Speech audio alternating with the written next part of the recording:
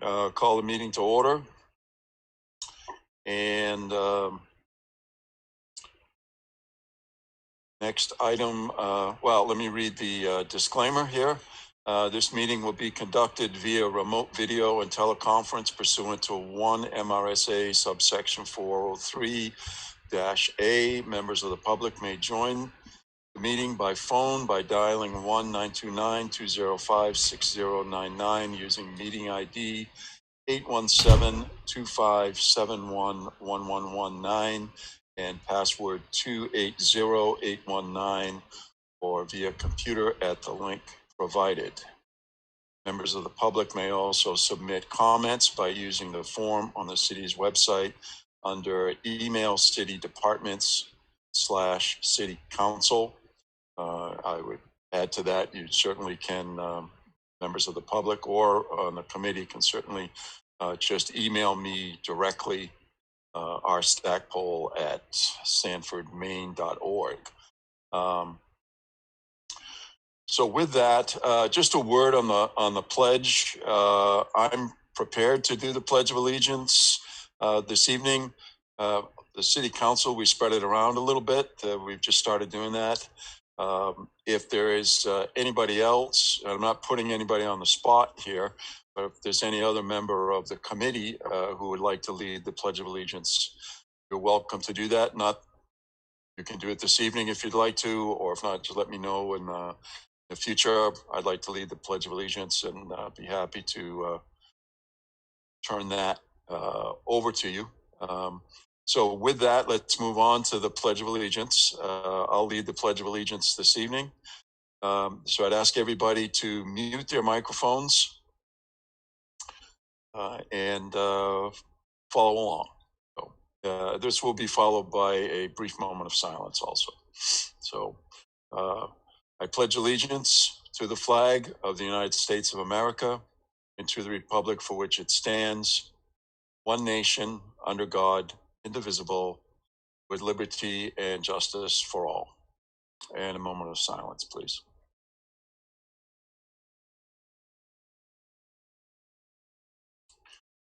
Okay, thank you. And we'll move on to roll call.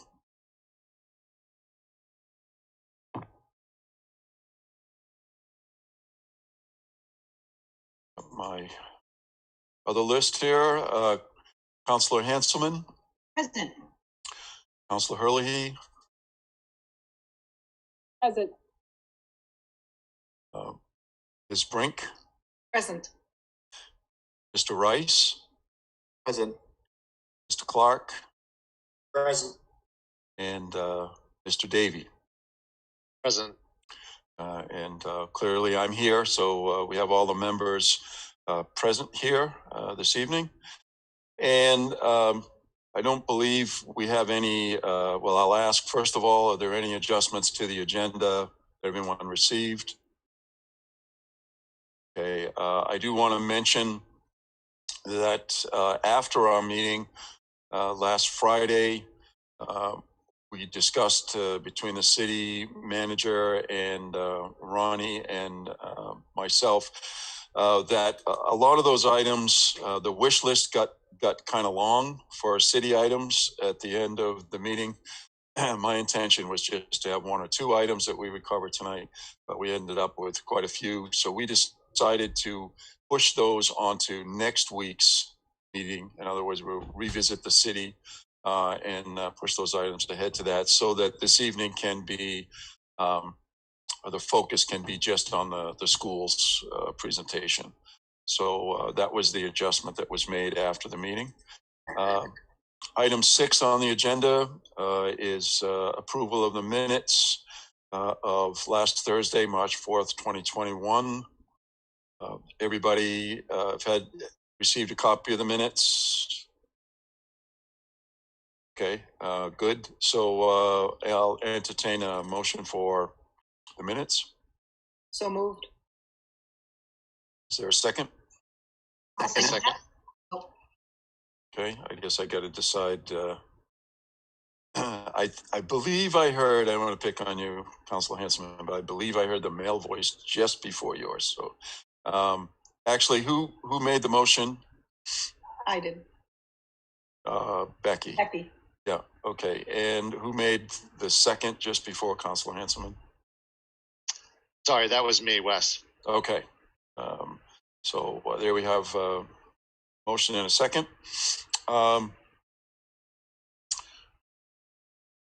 And number 7 is public participation. Are there any? Have a vote on that, please? Oh, I'm sorry. Thank you. I'm sorry. Roll call. Councilor Hanselman. Yes. Councilor Hurley. Yes. Ms. Brink. Yes.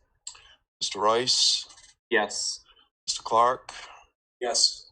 Mr. Davey. Yes. And I am also a yes, so that is a unanimous vote. Thank you for that reminder. Moving on, public participation. Is there any members of the public?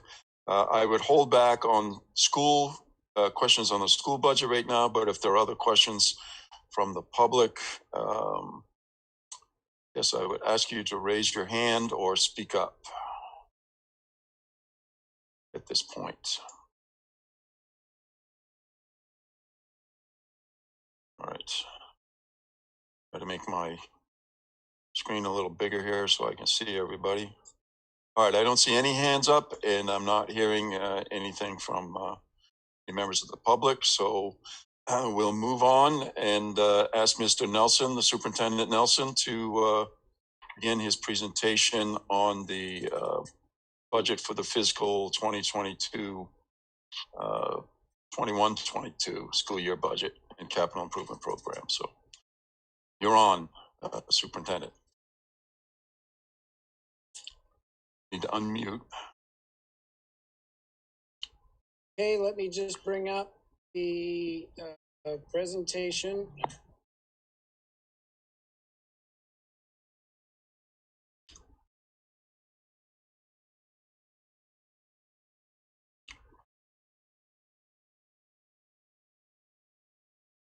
Okay, how's that? Everyone see that okay? Yep, looks good. All right, good evening, everybody. Pleased to be here this evening so I can present the 2021-2022 physical budget. Just to give the committee an idea of how we put this budget together. This is the first budget that we put together in a pandemic. But obviously for us, right from the beginning, we had funding concerns. We were hearing information back in the fall that with the impact in revenue that the state was facing, that we were expecting anywhere around a 10% cut to educational funding. So that was something that as we were getting ready to prepare that budget, that was very much in our thoughts. So we wanted to make sure that we were obviously putting forward a responsible budget, but one that was going to be able to very, very much be bare bones in the sense that it would be difficult for us to expect the level of funding, or at least plan not to expect the level of funding that we had in the past. We have our administrators complete their budgets. They submit those. Our business manager, Cheryl Fournier, does a really good job of looking those over, evaluating those, reviewing those. The next step would to have each one of our principals and directors have individual meetings with myself, Cheryl Fournier, Steve Bouchier usually joins those meetings for us to be able to go through the budget line by line so that we can be paying special attention to especially if there's going to be any changes with that. Then in late January, our school committee gets together and starts having budget workshops. This year with the nature, we had budget workshops usually 2 days a week through the month of February. And then that all leads to us approving a budget on March 1st. And that's the budget that I'll be presenting to you this evening. Want to start off by giving just a overall history of the state subsidy that we've received. You'll notice I've titled this non-debt state subsidy because Sanford's been very fortunate, especially recently, to have a lot of state-sponsored construction projects. And so what you may find is if people are looking at our budgets and they're looking at those numbers, they see very high numbers, but a lot of that is not includes the debt that is, in essence, a pass-through. So what we've done here is to try to break that down, showing that without that debt, as you can be able to see how that has gone over going back for a 10-year history with that. So right now, in this year, the preliminary is showing $28,230 for state subsidy. For us in the school department, it's the essential programs and services model that's used for the funding. In Sanford, we are a high receiver in terms of state subsidy. And so what I thought would be helpful would be for us to be able to go through here and go through and kind of break it down a little bit to show you where some of those differences are in the funding from year to year, from last year or for this year's current actual budget to the preliminary budget that's in front of you today. As we were looking at the EPS funding, some big drivers of that are student enrollment and obviously some other student categories. The free and reduced lunch disadvantaged student population is also another big driver of that. A concern that we had was knowing that we were delivering education in a pandemic. We did have an enrollment decrease, which was going to be an impact.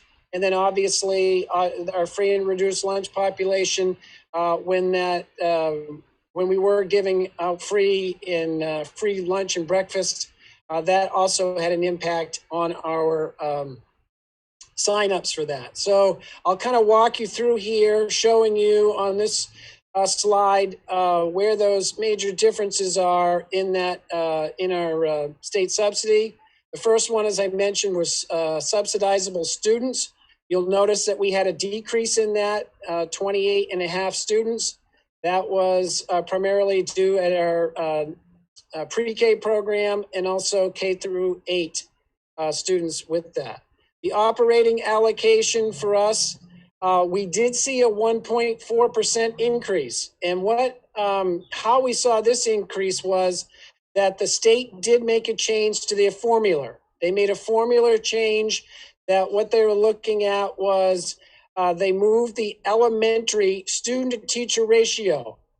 They changed that. It used to, the ratio they've used in previous years was 17-1, and they made that change to 16-1. And so that change allowed Sanford for us to benefit for that by about $291,000 just on that change alone with that. But overall, we did have a 1.4% increase in the basic operating for that. For our special education, that we went down in our subsidy. That was decreased, and that was mainly because of less special education students. CTE, career and technical education, that was an area where we saw another increase. But when you break that increase down, and the state has been trying to change how their CTE formula, and that's they're doing that over a number of years. But we saw an increase there mainly because we added a new program for this upcoming year. We've added a plumbing program, and how the state has changed their model. They now do give you those funds up front. In the past, you used to have to wait probably for a 2-year cycle where you'd have to upfront that money before you saw it coming back in its subsidy. Now that's something where they are able to upfront that money. And so a major part of that increase was due to us adding that program. Transportation, we did see an increase in terms of that. The formula is, that's the maximum allowed by the formula for that, but we did see an increase there of over $37,000. For our bonds, our debt service, with that, our state share for the elementary project, as well as the high school and technical center product in those bonds through Article 10, as those have gone on, that number will decrease. So we saw a decrease in funding there. Also saw a decrease in gifted and talented retirement and the regionalization factor. That was primarily done because of the retirement costs that have been shifted over to the school department, to schools. That's where you'll see that decrease. So when you look at our gross total with the debt service, we have an overall increase of $422,214. And that is primarily due to that change I talked about already, about the change in the EPS formula, as well as adding the plumbing program. And so when you look at the difference in the state share, the state did hold share at steady at 75%, but we did see an increase of $250,363 in this preliminary budget. Okay, for us to build our budget, there were some assumptions that we did made. Obviously, around that we have a number. We have all of our union contracts are up for negotiation this year. Those contracts that were due last year, because we do normally rotate them on a rotating basis, but the ones that were due last year, we negotiated 1-year agreements. Obviously, everyone was quite concerned with COVID and with the pandemic. So we're in a situation now where we are in the process of negotiating all of those contracts and negotiating new agreements to build into our budget. We did have placeholders in there for those contracts at 3%. When it comes to some also benefits, primarily we're talking insurances. You will come back and look at, we have health insurance, and so we have our administrators and our custodians. Those two units are on MEA Anthem insurance. We've estimated a 5% increase for that. We won't know what that comes out to. Typically, we find out what that is in April. Our teachers, our food service workers, our ed techs, our administrative assistants and miscellaneous employees, they fall under the Harvard Pilgrim Healthcare Plan. We were able to see a decrease there of 5.77% for that group. So that was welcomed. Around our dental, we're looking at a rate hold for all employees. Around workers' compensation, it's also estimated for our premium to also stay the same. And then around Medicare unemployment, there's no change in that rate. The increase, the decrease will be tied to the wage amount. I think I want to go back because, yes, I'm sorry, I did skip a slide. So I'm backing up. I hope I'm not confusing people too much. In regards to the general education non-local revenues, this is what we built our budget on. If you look at the state subsidy, remember, I was worried about a 10% overall cut. And so now what we're able to come back and actually get from the state in the formula was a 0.4% increase, just over $140,000. We also look at an increase in tuition for tuition collected. Primarily, we have an agreement with the Acton School Department. They're K through 8, and we have an agreement for their students to attend Sanford High School and Sanford Regional Technical Center for high school. This year, we have more incoming 9th graders scheduled than we do for people to graduate from Acton, so we're expecting an increase there. Our state agency clients, we kept that number constant. Adult education, we saw an increase. We have worked to use a sharing of that resource and regionalization around that as far as sharing an adult ed director with SMAD 60. So that will result in an increase in revenue. And then also around just some miscellaneous athletics and facilities, there were some things that we looked upon due to COVID-19 of some things that we were able to purchase in this year's budget for that. So that's where you're looking at that. And so overall, when you're looking at what this budget is built on, we're expecting revenues to be over $40 million. Okay, I already went over the budget assumptions. Next, one thing that is important that, as I talked about with our budget, so much of it is personnel. That's where you can find really big drivers. So we're very careful to make sure that we want to make sure that we can justify all of our positions. We were able, as we looked at that, to have 2 existing positions in the budget. We have a science teacher at the high school retiring. As we look at that in the numbers, it's a position we don't need to fill. We also have a full-time teacher position. It's half-time phys ed and half-time social studies that we'll be able to also look at with savings. There was new position that was added in terms of salary and benefits, and that was an art teacher at Sanford Middle School. As we really looked at that request, we also found that the Sanford High School had also requested a new position for art as well. As we dug into those requests deeper, one of the things that we saw was we do need an allied arts teacher at the middle school to help with their programming and their schedule.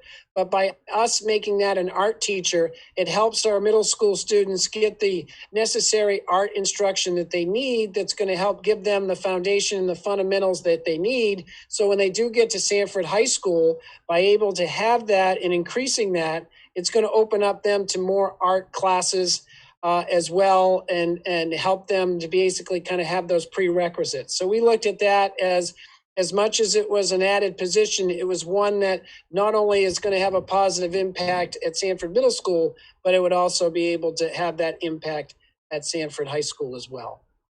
There were a number of positions, obviously, that are not in this budget that we were probably, if you looked at it, hopeful for that. But remember, as we were setting this budget, it was very understanding that it was going to be very difficult to be adding any positions in there. But I did want to list these. They come out to almost $1.5 million when you start talking about salary and benefits. So these positions are not in the budget. You're looking at our ed techs for our kindergarten classrooms. Right now, we have an ed tech for every 2 classrooms. This would help us have 1 ed tech for each kindergarten classroom. Same thing with our literacy coaches in 1st grade. We're also looking at a school counselor for elementary, a literacy ed tech at the high school and middle school, and then our a full-time equivalent for a math ed tech at the high school and the middle school, and a full-time math interventionist at Sanford Middle School. We also need a IEP coordinator for one of our elementary schools. 2 of those schools have one, a 3rd one doesn't. Also looking to increase work days for our school year administrative assistants by adding 10 days to 2 of those positions. We do need a full-time special ed teacher to be able to follow the necessary requirements and meet the ratios for those. For that, also looking at a nursing assistant for Sanford Middle School to be able to assist our full-time nurse there with 4 grades, a psychologist district-wide, Ed Tech 3, 2 of those for support and transitions positions at our 2 elementary schools. One of the elementary schools has that position. And also looking at a school year administrative assistant at the middle school and a sabbatical coverage. These are positions right now. I highlight those, but it's our plan to, as we look at the federal funding that we've been able to get through COVID funds, that those can be some things that we could look at using those. Because if you notice, many of those are a result of probably COVID or COVID related. And those are situations where that can help us as we intervene and work our way back into coming back into school full time. So I talked about some of the funding sources of some of those federal funds. And so right now, if you look at for the school department, we do, after our latest audit, came back where we had a carryover of $973,999. A big part of that was due to, if you remember, last year when COVID-19 struck about a year from right now, a year ago, that would be something where we were looking at having all of our schools go full remote. So as we did that, there were some savings. We were able to come back and capture that with that. If you look at what our, and I have a slide later on that will show carryover to kind of break that down a little bit more. We also received some federal funds, and initially when we received those funds, they were due to expire. They expired on December 30th of 2020. So that's initially what we were able to get. The focus on that was COVID and really looking at specifically air quality and those types of things that we could to help our facilities be able to come back and offer education in a COVID world. They then came back. There was another round of funding that came through. This came back in December, and what that did is for Sanford, we saw $3.8 million in those federal funds.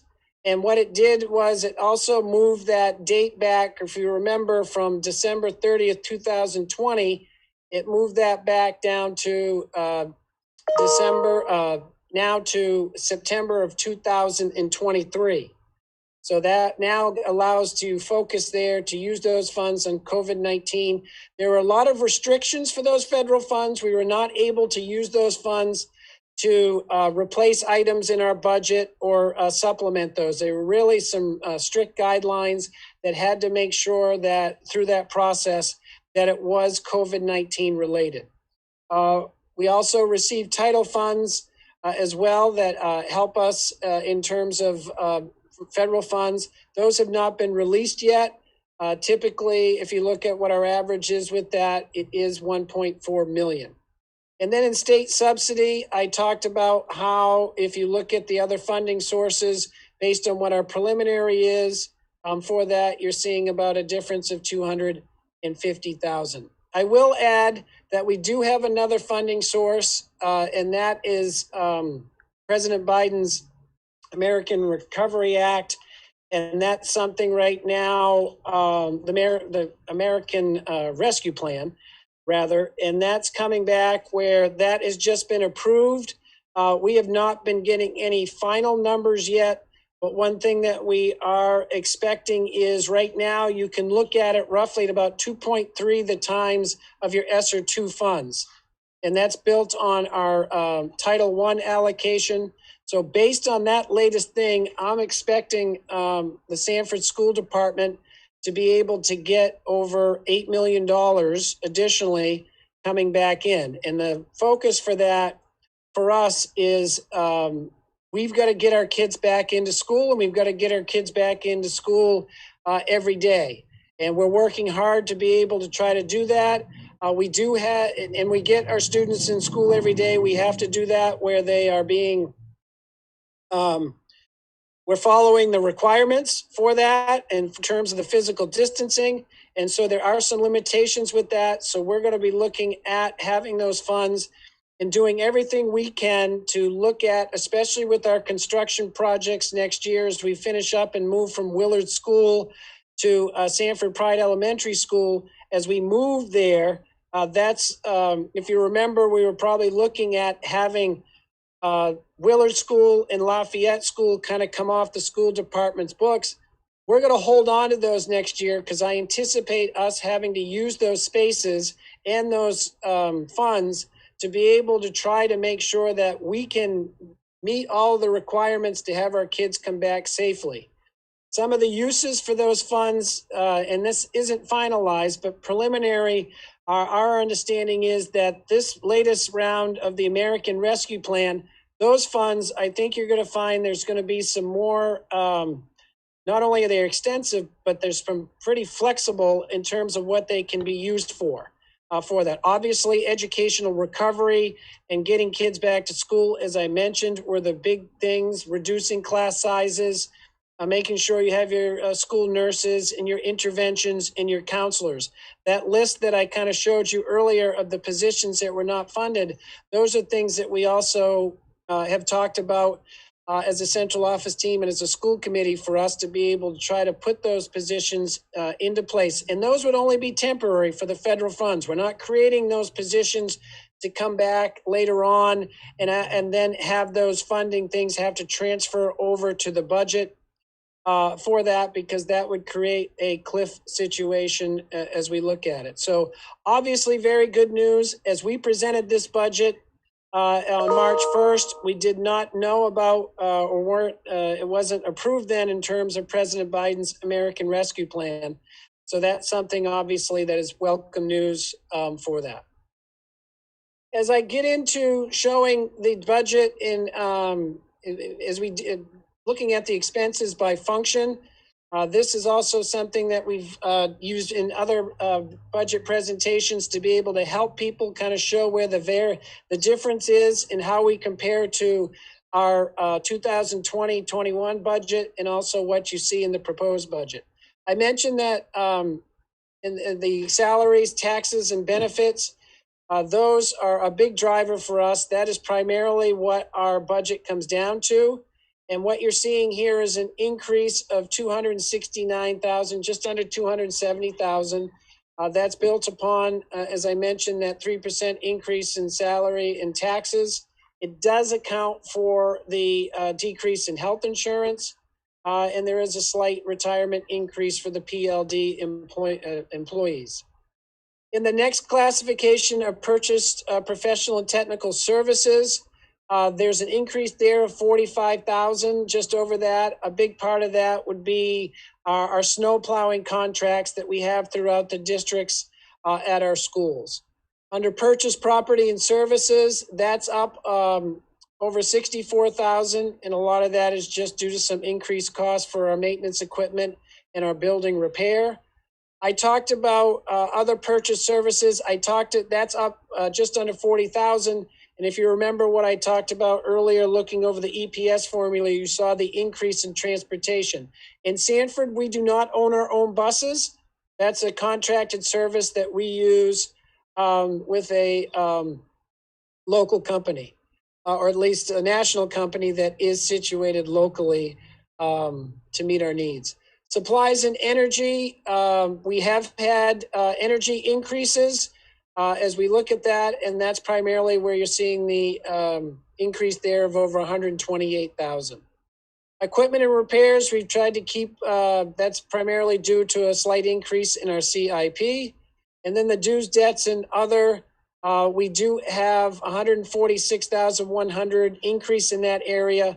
And primarily that is regarding the 8.6 million bond for the facility upgrades for the middle school and our elementary schools. For that, this year we're paying not just interest on that, but also principal. But we've also seen decreases as in some of our other older debt. And I do have a slide later on to show more about that. So you're seeing right there for total expenses, 779. The vast majority of that is attributed to salaries and benefits. And there's also some special education costs for some out-of-district placements. And also, as I mentioned, the principal payment on that facility improvement bonds.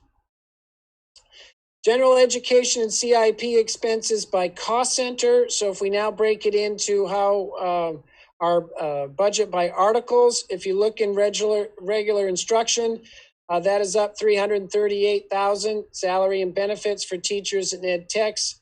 For that, you're not going to see much of a change in supplies, equipment, purchase service, dues, fees, trying to be able to do everything we can to keep those the same.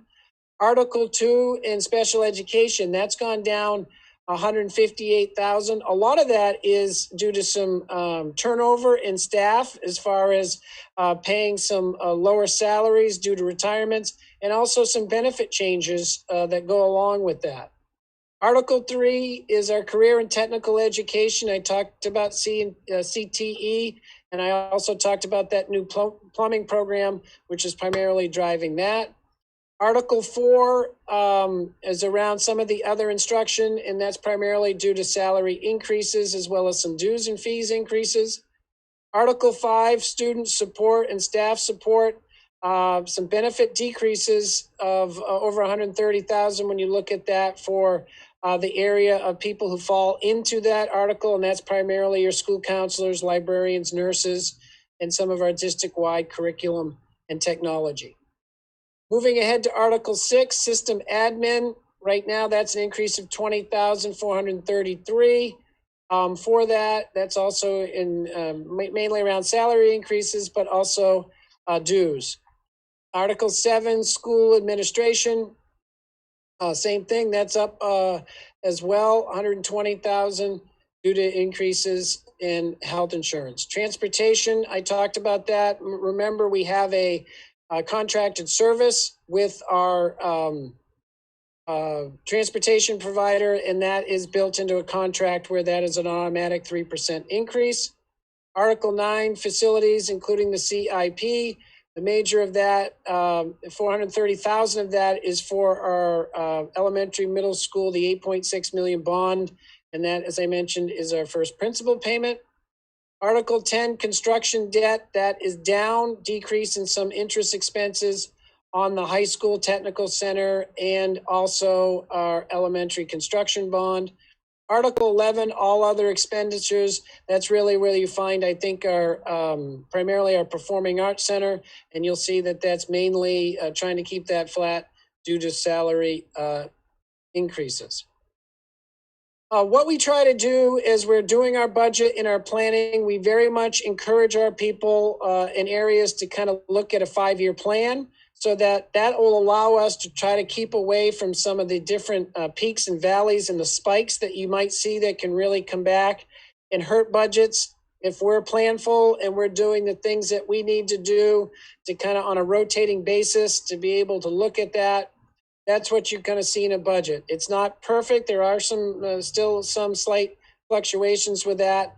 In front of you right now is our curriculum 5-year plan. You'll notice that that is not, when we talk about curriculum, that focuses on all the content areas and not just you're talking about your math and your science and English. It also goes into the arts as well. So you'll see that that is giving you an idea of how that is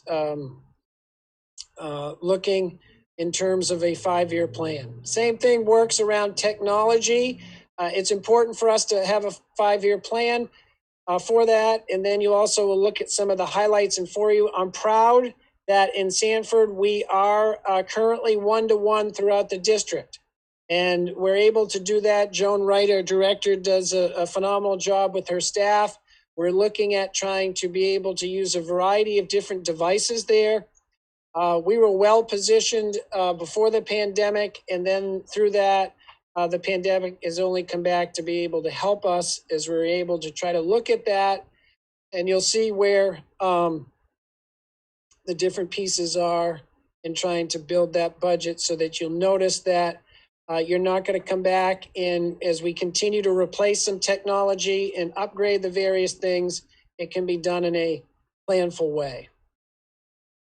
I talked about debt service. So here's what we're looking for. The first top of the slide shows what we're doing currently, and then it will also show what is planned for this budget in the upcoming fiscal year 2021-2022. That kind of gives you an idea of where we are on the various bonds that we have out there. Obviously, some of those the SRRF and the energy, those were some really good deals for us to be able to take away with. And then I also think when you're looking at how we were able to utilize state funding as well, that's also a big plus for that. So you'll see an increase in the local share of the debt service is $286,270. State share of the school debt service, remember this is Article 10 in our EPS formula. It is mainly just done as a pass-through. So you'll see where we are on our elementary bond, the 43 million for the middle school and the elementary, the middle school and MCS. You're looking at where that is. And then we're on our 4th payment of the high school in the CTE bond.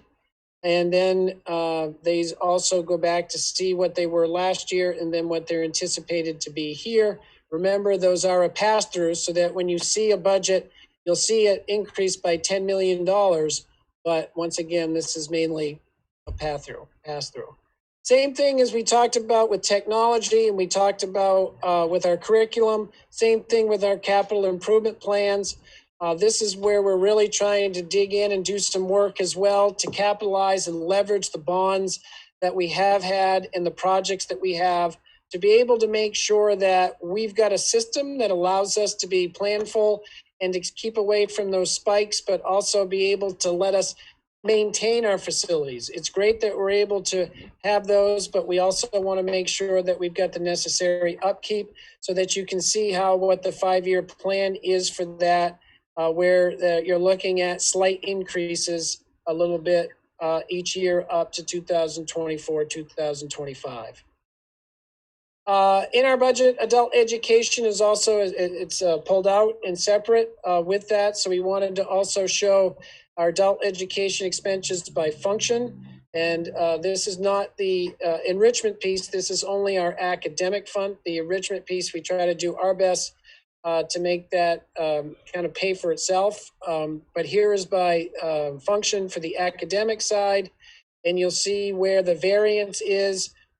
Kudos to Nicole Ivy, the director, Lisa Blanchette, and their staffs, because it's been hard. COVID's been difficult. It's impacted everyone, especially our adult education program. So you'll see that there really isn't much of a variance there when you get right down looking at the expenses. I talked earlier about our school fund balance and kind of looking at the history of that. So we'll go back to fiscal year of 2015, where there's a shortfall of $881,483. In fiscal year 2016, that fund balance was now to a positive of $400,282. And that increased at a high in fiscal year of 2007 of $986,297. That went down a little bit in fiscal year 2018.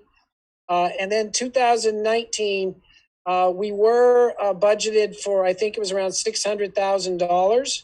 And as you can see, we did not hit that mark. We came in at $248,945. So when we did not hit that number, I immediately put in a budget freeze. And in this year's current budget, we did not include any carryover.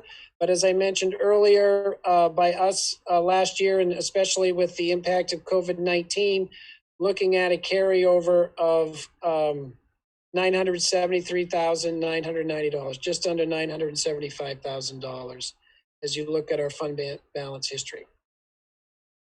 One thing, this slide, I think, kind of helps you show our process that we do in terms of the budget process, especially when we start meeting with our school committee budget workshops in January.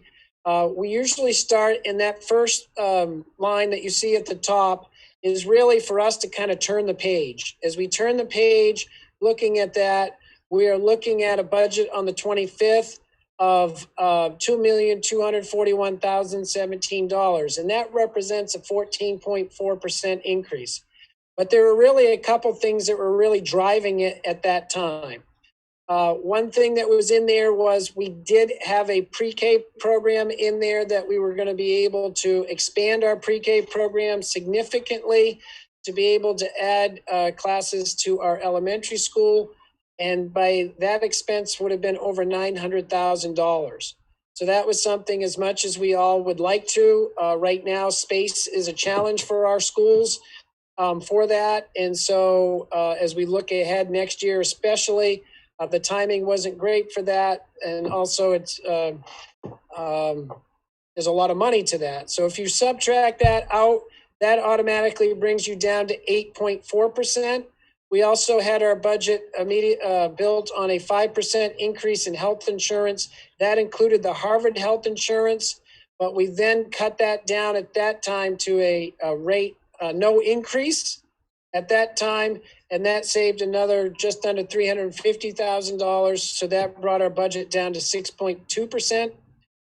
We also worked at it to look at a variety of different things to have the adjustments of things to see some other further reductions that we could look at to be able to bring that down. We were able to get that total to $118,000 for that.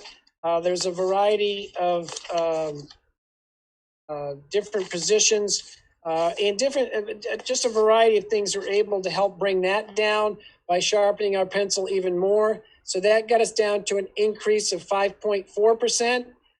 That's when we also dug deeper into our tuition, looking at the Acton, expecting an increase of 28,000. So that also brought us down to a 5.2%. We also at that time received our revenue from the state for our adult education program, and that was actually almost $3,000 more than what we expected. So that had us at a 5.2%. I talked about eliminating a couple positions in the budget and then offsetting that with adding art in. That was able to also bring it down by over another 100,000. So that got us to 4.5%. For that, we were also able to eliminate a lease that we had. And then our health insurance, as we look at, I guess if you're looking at one of the benefits of COVID-19 is we weren't using our premiums. And with that, we were able to also not only see a rate hold, but there is actually going to be a 5.77% decrease with that. Rather than take all of that, we did look at our HRA expense that is part of some of our health insurance to cover coverage. And so by taking that out or adding that back in, we are now at a point where that reduced it down to $497,948. That represents a 3.2% increase. When you dig into that 3.2% increase, that also includes the new bond payment, the principal payment of $430,000, and that is where we are. That represents almost a 2.8%, just that in itself, of that 3.2%. So that's something we try to do to kind of show our process of how we're able to go back and be able to reduce the budget. So in summary, for this sheet, if you look at it in terms of 2021, the budget amount, and then what you have in this preliminary budget, and then you'll see a variance with that for basic expenses and operations. You're going to see an increase of 1.3%. When you look at our revenues right now, you're going to see 0.5% for that. And that leaves a net tax from operations of 3.1%, just under 500,000. Factor in the CIP for that, and then total net taxation comes in at 3.2%, 400, and that's a total of 497,948 for that. Before I open it up to questions, a big thank you to our business administrator, Cheryl Fournier. A big thank you to our administrators, our school committee working hard on this budget to be able to come back and do our best to try to maintain services the best that we can for that. And I guess before I do open it up to questions, Cheryl, I'll give you an idea. Is there anything that I missed or anything that you want to correct or anything that you'd want to be able to also highlight that I may have missed? No, I think you covered everything. So, Mr. Chair, that is our high school budget. Open for any questions right now. I guess I'll try to keep this up, I think, in the event that there are either information or slides that people want to talk further about. Okay, thank you very much for that excellent, well done presentation here. And with that, I'm assuming that many committee members have questions. So I guess let's go to the volunteer people first on the committee. If you'd like to put your hand up, if you can, then I will call. Becky has her hand up first, so go ahead. I also would like to thank you for doing a fantastic job in the presentation. I know how hard this must have been in a COVID situation, trying to figure out what's going to happen next year. So I just have a few questions and a few comments. Under where you were saying that the elementary population would be down next year, is that because of people homeschooling, or is that because you really know that it's going to be down? Hold on here. Getting back to that number, that was based on our, it's kind of a average that they use over the years. So we didn't get as big a hit on that because we had an increased enrollment last year. But you are correct that the majority of this year's decreases in enrollment is due to COVID-19. We did have a lot of families who chose to homeschool their students. And so when you choose to homeschool your students, in essence, you disenroll them. We did have options for our students to learn remotely. And at the elementary level, we had students working through a Calvert Learning program or kind of our own Sanford model of full remote, which those students do count towards our counts, but it's those who do that are homeschooled, they don't count. So yes, you're looking at a decrease of enrollment. And as I look ahead to next year, knowing how that, unless that formula changes, you're going to see us probably have an impact in that formula next year around enrollment because of this year's numbers. Sanford is not unique in that. One thing you'll look at is maybe they'll make an adjustment statewide because there were a number of families who chose to homeschool their students based on what was going on. And so, we can expect part of our decrease was because of a decrease in enrollment. And then we can also expect that going forward as well. Okay. One of the things I always get concerned about is when we say we have a decrease in special ed enrollment, and that is so unpredictable, knowing that it seems like 1/3 of our population moves in, 1/3 of it moves out every year. So where you had a decrease in that, what happens to the budget if we find those numbers don't hold and you have more students than what you anticipated? How are you going to cover the cost of that? Yeah, well, there are some that we do our best to put in some money for outside placements, but that is a very inexact science. And we've been hit with that before in terms of how that might impact us, because you can plan for things on March 11th, but guess what? And you mentioned it, Becky, and as you know, we are a mobile district. There's a lot of mobility in our district as far as people moving in and moving out. And so there is some volatility that comes with that. I think one thing that we're looking at possibly doing on our side is looking at some carryover to see if we want to put that. We established years ago some reserve accounts to be able to help us put money in that so that we would have something there for those. And so that's something I know that is under consideration that we might be able to do. And that might help us a little bit in terms of that volatility. I also noticed on one of the pages where it was the budget requests that were not included, and one of it is a sabbatical coverage. And is that a contractual thing where somebody could put in for that and we are required to cover that? It is a contractual with it. It's not something that is required for that. It's obviously the school committee does have the ability to be able to act on that. But as we're just trying to do, those are the things that we're looking at, that was not included in this budget. Okay. And my last, I have two. It doesn't, and I'm sorry, it doesn't mean that it's not, it doesn't mean it's not going to be approved. It may or may not with that, but that is something that just wanted to make sure that's something that's not in the budget. Okay. Two comments. First of all, I think it is unbelievable, fantastic that you are putting a plumbing program in. We're going to have students who are going to leave the high school and actually probably, besides an internship, and enter the job market, which is just, it's such a service to our community. So I want to thank whoever had the forethought to do that. Thank you very much. And the other thing, which Bob Stackpole and Anne Marie might remember when we were on the school board, because the three of us were on the school board together for a while, which was quite the hoot.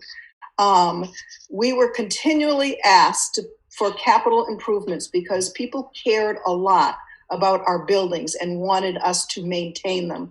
So I like looking at your long-range plan and the different criteria that you have under there. I think that is fantastic. So even as an administrator, I would know what to expect in the future years. So thank you very much. And I really think our community would like seeing that page. Yeah, thank you, Becky. And as you know that as you come in, sometimes when budgets get tight, you're looking at those are the things that sometimes end up being cut. And those are things that might have a short-term gain, but they have long-term implications. And so we're doing our best to try to maintain that in a planful way so that we can try to stay away from some of those spikes. And there is some obviously things that pop up and some emergencies and things, but if we can stick to this, you're going to be able to see us be able to continue to keep our facilities upgraded or keep them up. Thank you, Matt. Okay, I see Mr. Rice has his hand up. Thank you, Councilor Stackpole. Mr. Nelson, so a quick question. So I think it's kind of piggybacking a little bit off of what Becky was asking about the special ed Article 2 under the general ed and CIP expenses. Is that number based on current enrollment, or is that on projected of a full-time capacity? You bringing the kids full-time back to the schools? That's based on full-time, bringing the kids back. Yes, that is not that's not basically in a hybrid model. That would still be our full-time cost. And then does that include the out-of-district placement services? And there are some places in there, yes, for the ones that are known for that. So we do our best to be able to try to we do our best to try to predict and plan that. Obviously, as Becky had talked about, all it takes is, sometimes we'll have some move in, we'll have some move out, and there's kind of a wash there. Other times you could see where that could come back and we'd be on the hook for that.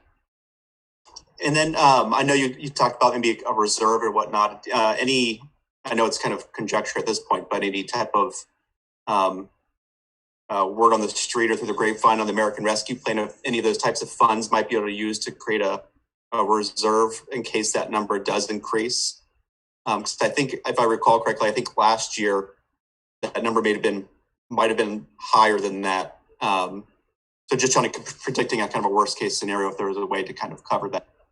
Yeah, I think we would not, if we were faced with, and I want to be careful here because I haven't got the final, I guess the regulations around those funds, but my sense would be we would not be able to put them into a reserve account to hold them beyond the deadline when they need to be spent. But we would be able to use them to be able to go into that. I think, Cheryl, right, as we've gone back with some of our federal funding, we have been able to target some of that for those outside placements, correct? Right, we can target some of it into those COVID funds, but we also have to be very careful because we need to keep our maintenance of effort from one year to the next similar, or we lose funding. So that's been a big key of what I've been kind of watching, is trying to make sure we keep our maintenance of effort. Because I think when you talk about maintenance of effort, Jason, with that, what happens is we might be able to put money towards it, but then the formula that it's built on would then be impacted, and that would then have a corresponding effect, a negative effect on us for what we get for future subsidy. So we've got to be careful that we're not putting a lot of money into those areas that in a way that's going to upset the future formula. So it's quite a balancing act there. Right, you kind of heard Matt mention the cliff. He's trying to make sure we don't find that cliff. That's one of those items. Definitely. And I think I just recall last year, I think that was just one of those bigger expense items that is kind of a variable. So it's kind of good to hear that it's being anticipated and that you have some plans in place to address it if necessary.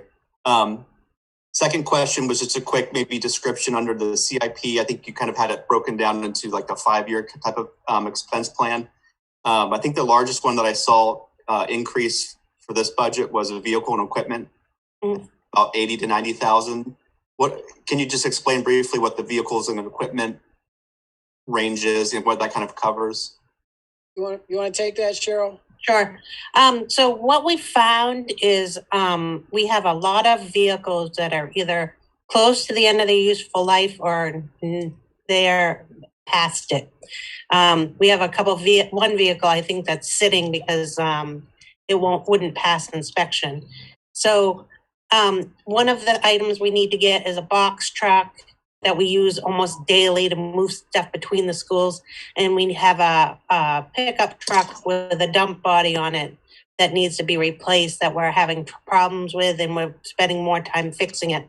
So those two items are our priority. And then we have another pickup truck that we also have slated, I think, for 2024 that we also need. And we have some tractors that we need to replace. We just haven't taken care of those. And so we're trying to focus on that while we can, while all of our buildings currently have been fairly new or upgraded, that this is the time to focus on that, to get us to a leveling playing field. And then the last question was regarding the new positions that are not in the budget. I think there was about 29 of them. Are there ones that could be identified that if you had a wish list, or maybe you could come back at a later date to see how that would impact the potential budget? I mean, I know there's kind of concern or questions. I think the American Rescue Plan, part of its idea, or at least basis, is to make up for any losses or educational losses. Are ones that they could be identified that might be, this could make a big difference? I mean, obviously, ideally, in a perfect world, all 29 could be filled, but are there ones that would have the biggest kind of impact? Yeah, I think we had started to work on that as a school committee to kind of look at it to say kind of a priority system for that. And probably, I think they'd all be needed, but I'd be looking at some of those that might be beyond when we get past the next 2 years, next 2 years beyond that.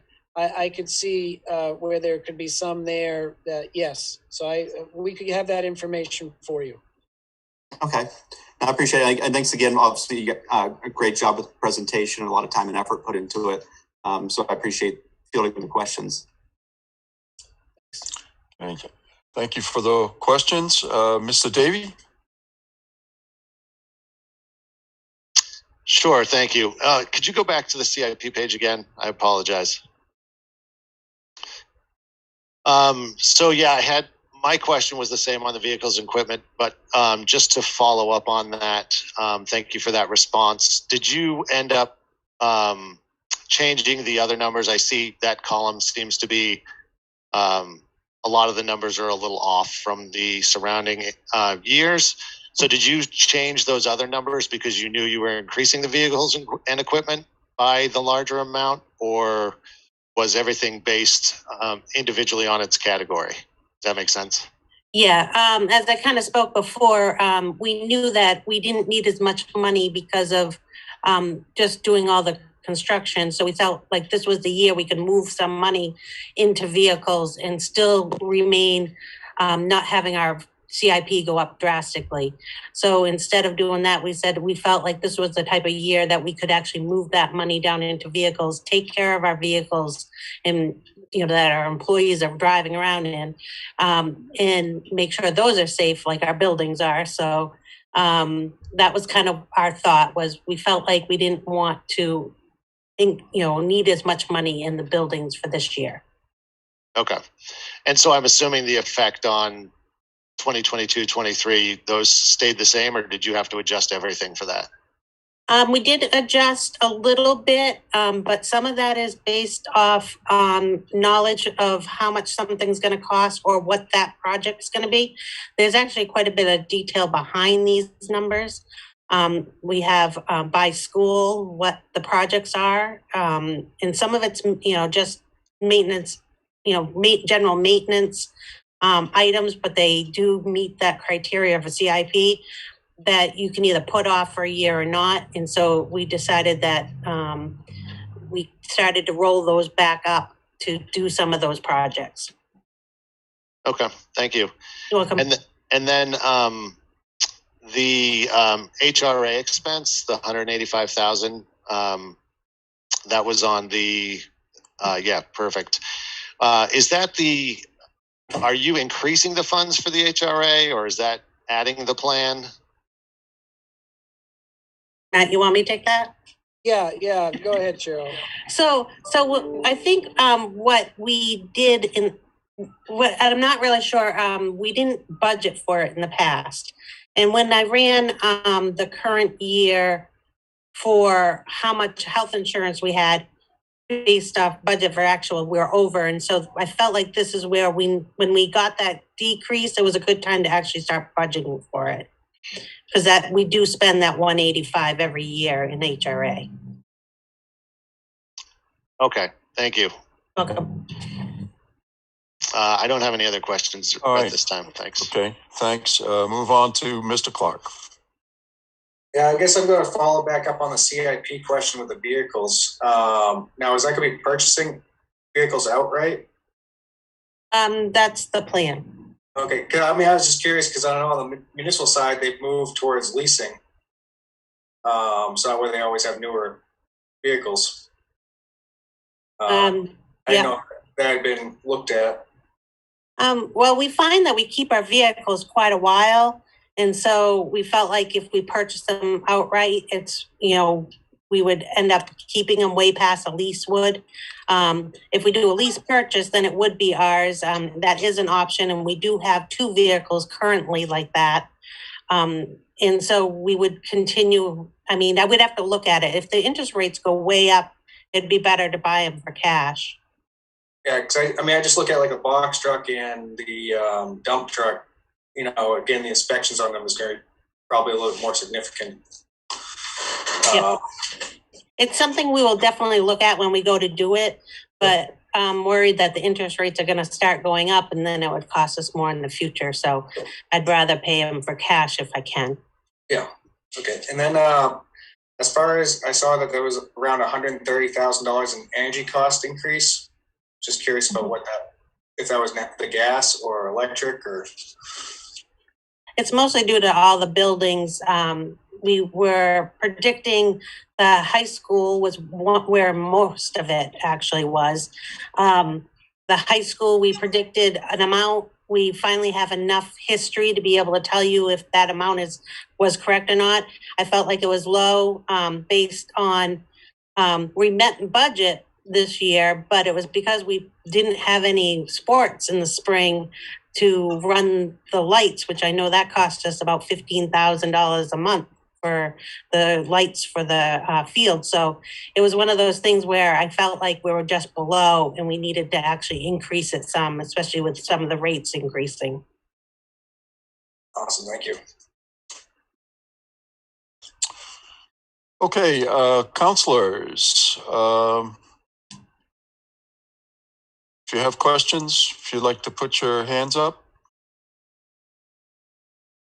I just had a quick question. When you were doing the deductions in that one of those last lists you had a 5% for the health insurance at a certain number, and then you had another when you had supposedly a further reduction. I just want to make sure you didn't double dip there.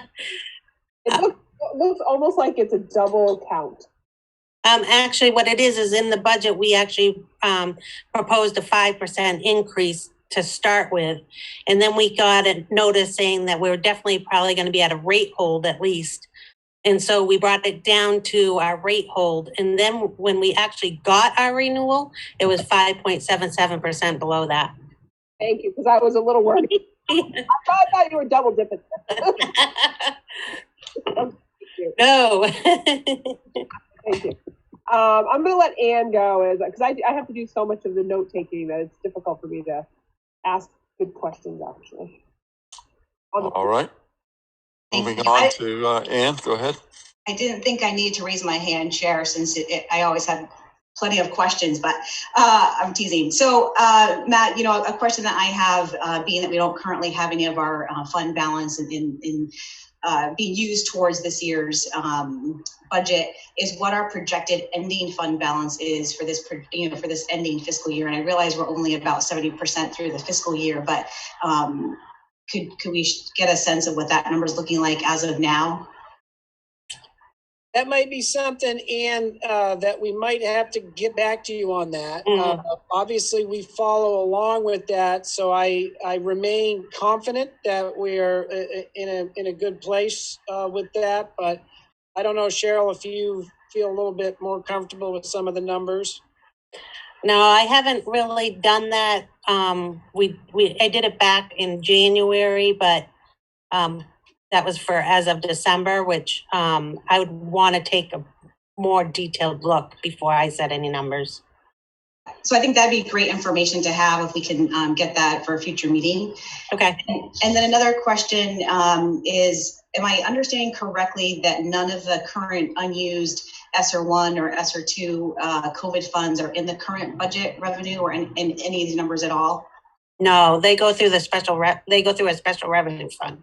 Excuse me. So those are very specific because you actually have to keep them separate. The Department of Education actually tells us what fund number it has to be and everything. So. And then maybe, so I've only taken my first or second read through the American Rescue Plan, but it seems like they're going to limit the use of those school funds for at least 20% for the learning loss or trying to help with the learning gap that we're worried about existing. But like Matt said earlier, there might be a lot of flexibility with funds that the rest of the 80% of the funds outside of that 20% that are really specific, which it seems like. And again, also used over 2 fiscal years, so ending the 22-23 fiscal year. But it seems like that's a potential $3 million per fiscal year, the next fiscal year and the year after. So I guess my question is, how do we or can we go about looking at how that could potentially impact net to taxation? And obviously, it's not a we're as a community in a very much a balancing act, looking at the losses we've incurred this over time and knowing that there's a lot of investment we need to make in our kids' education. But I'm just wondering how we can look at that impacting the net to taxation. And that's not really something I'm asking you to answer, I guess, but it's on my mind. And I don't know how that plays into this budget cycle when it just became law yesterday, right? So but it's something we need to think about and talk about, I think. Yeah, and I agree with that, Ann. I think part of it is how we can find that balance to use those funds to be able to help in the short term without causing us some long-term problems. So I think we can, I've been giving that a lot of thought, and I think there might be some ways that we might be able to come back and look at some of that, some of those funds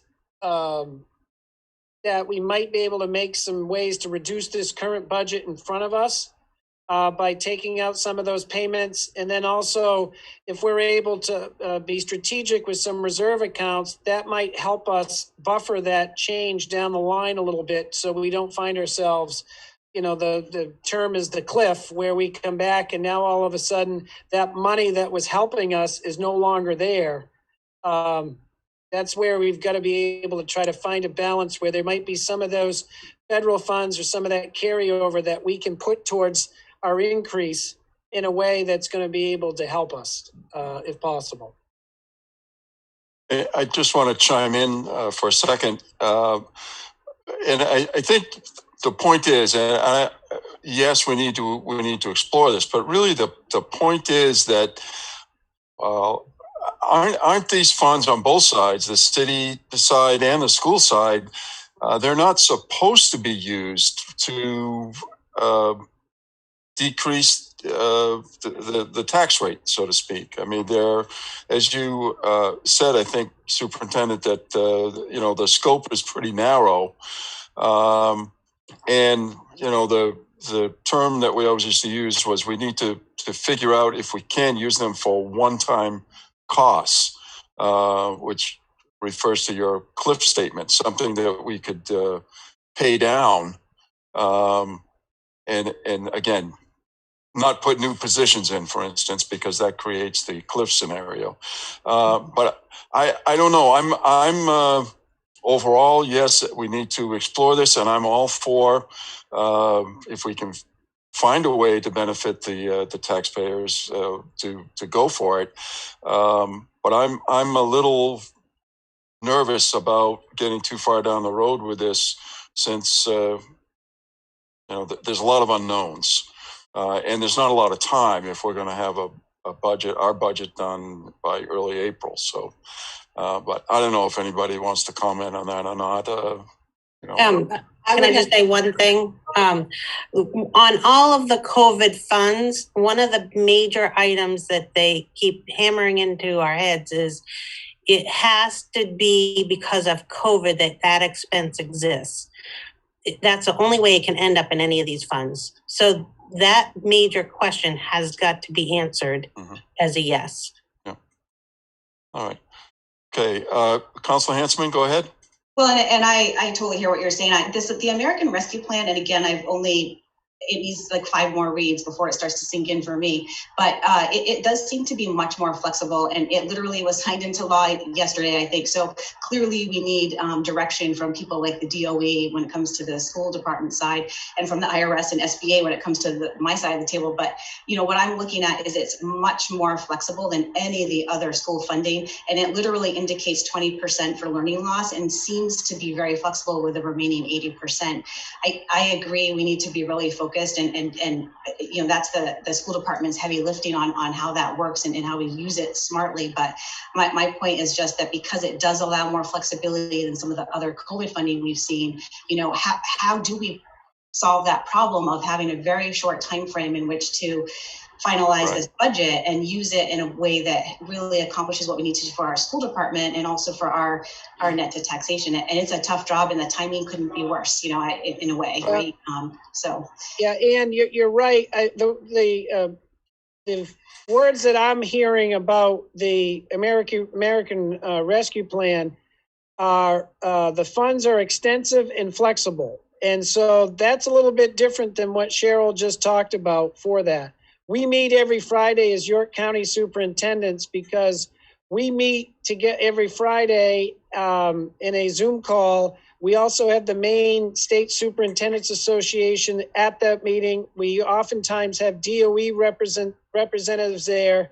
And we have, because the Commissioner of Education in Maine, she meets with the each member from each region, superintendent, and then that's on Thursday, and that's why we have the meetings on Friday.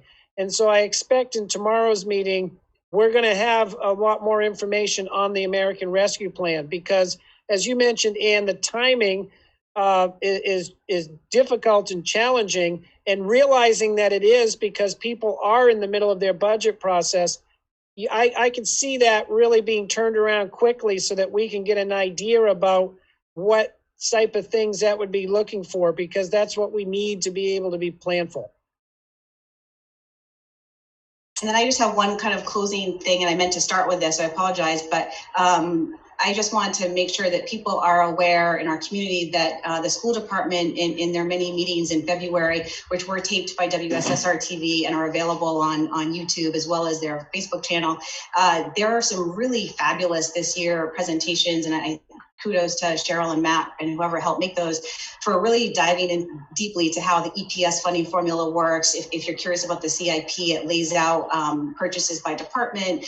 So there's some really great slideshows, both for the committee here tonight, as well as any citizens, that a whole funding on the school department side seems really hard to get your hands around. So just wanted to mention that.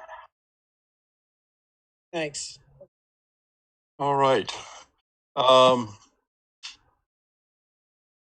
So I think that that covers questions from the Budget Committee.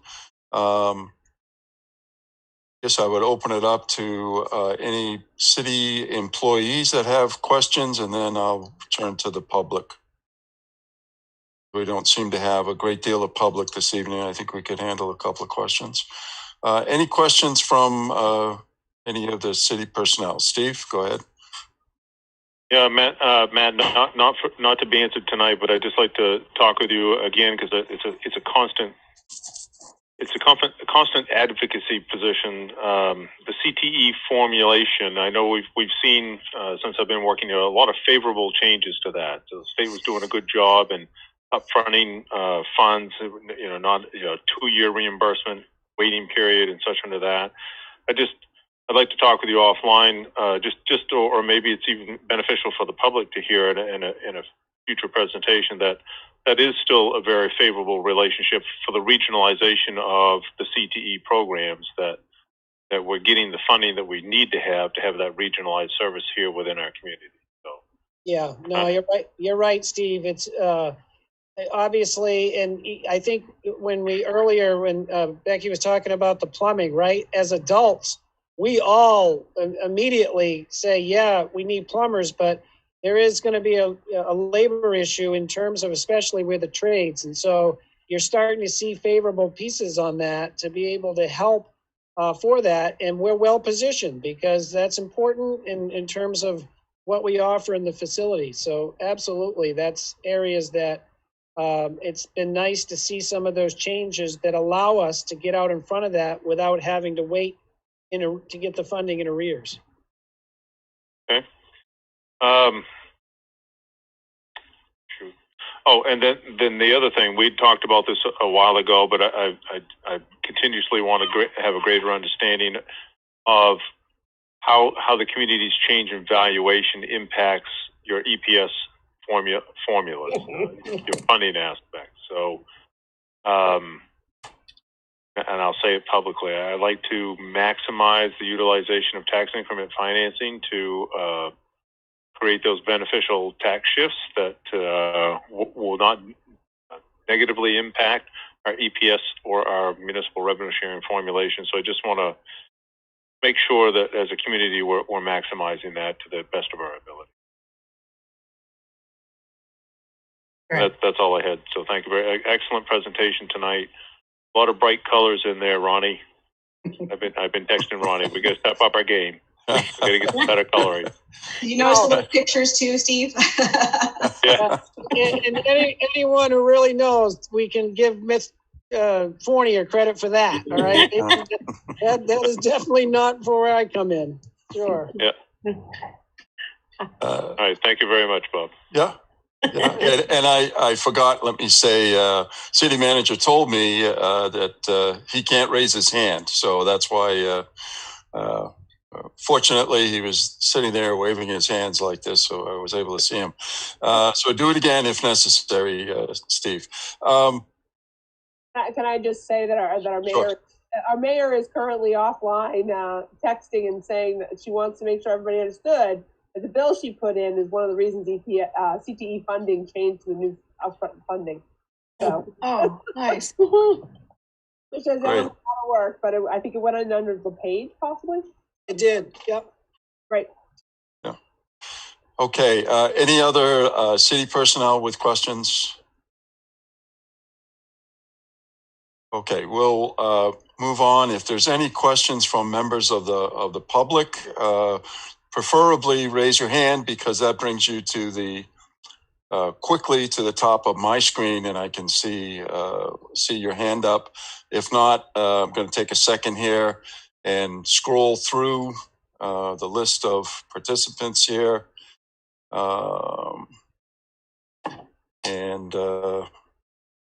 As of yet, I don't see anyone with a question. Okay, so I guess, are you raising your hand, Maura, or are you just stretching? Stretching. Okay. I've been typing. So I guess, my observation here is that I guess was probably the last slide. You don't have to bring it back up, but you were looking at was it a 3.2% increase? I didn't write any of this down, and you said that 2.8% was actually debt service on one of the loans. So just food for thought as we throw this out, looking at all those scenarios. We're somewhere around 0.4% difference in there. So there's not a lot of leeway here in the school budget, if I'm thinking of that correctly. So I think it might be appropriate if we can do this. I don't know if the spreadsheets are available or someone could do some quick math to take a first glance at the combined budget, and we'll take what I call the heartburn test. We'll see how much heartburn it gives everybody. Is that something we could do, Ronnie or Steve? Even if we need to take a short pause here. Yeah, no, I have the sheet right here. Okay. We were looking at it earlier today during another meeting. So, all